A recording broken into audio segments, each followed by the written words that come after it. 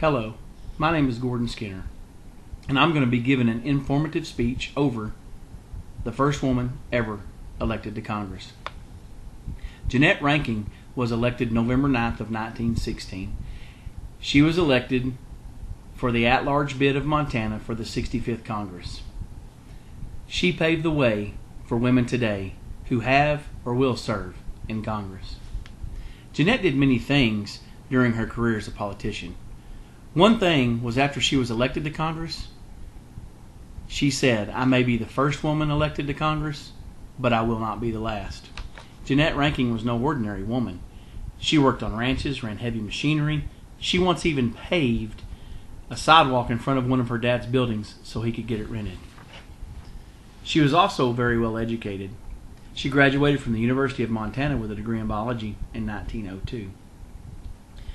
She also attended the New York School of Philanthropy from 1908 to 1909. After working as a social worker, she then attended the University of Washington and was heavily involved in the women's suffrage movement. She then became the organizer of the New York Women's Suffrage Party and also became a lobbyist of the National American Women's Suffrage Association and helped facilitate suffrage victories in both Washington and Montana. Her speaking and organizing efforts helped Montana women gain the right to vote in 1914. Jeannette Rankin's effects hit Congress after being elected in 1916. Although she was elected to Congress, this did not give universal suffrage to women, although women were voting in some form or fashion in 40 states. She wanted everybody to know that she wanted to be recognized as the only woman to ever vote for women to be able to vote. During this time, there was a vote held for World War I. Rankin was one of 50 that were cast against the resolution and was the only woman. She felt that this was the first time a woman had the chance to say no to war and that she should say it.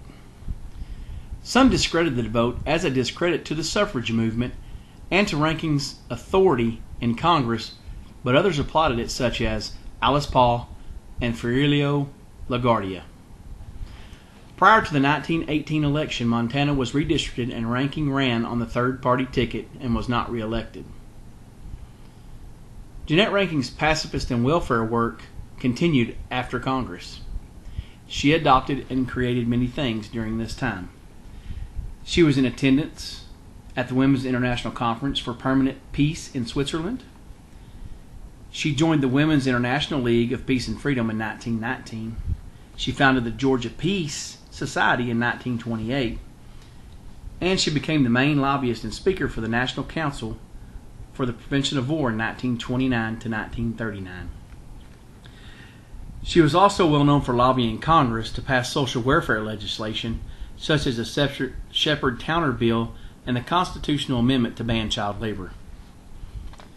War brought Rankin back to Congress.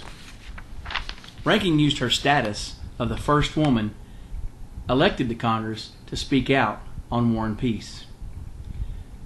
Rankin was able to defeat 3 candidates, including the incumbent at the time, to go to the general election.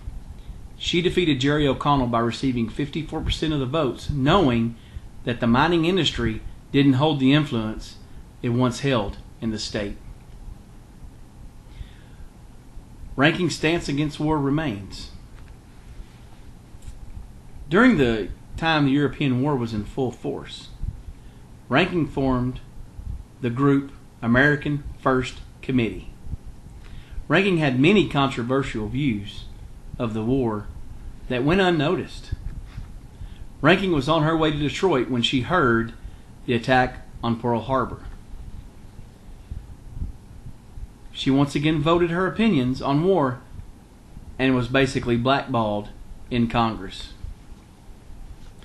So in conclusion, Jeannette Rankin paved the way for women's rights today. Not only was she the first woman to be elected to Congress, she also was the main factor in passing of the 19th Amendment. As of today, there have been 297 women elected to Congress. Thanks to Jeannette's rankings, efforts, a woman's world would never be the same. Thank you, and have a good day.